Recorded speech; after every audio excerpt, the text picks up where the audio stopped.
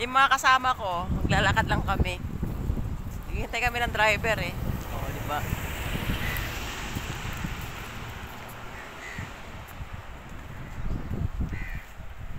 Maglilibot ang mga lola. Wala yung driver namin, ang tagal. Kaya naglakad-lakad muna kami.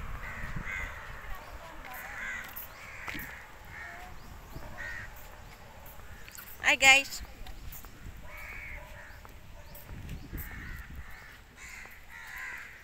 Pag ganito pala hindi na pwedeng baliktarin, kailangan nakatutok lang.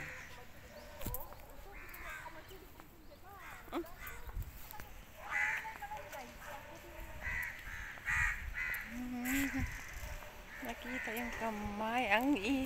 Masilaw ko sa init.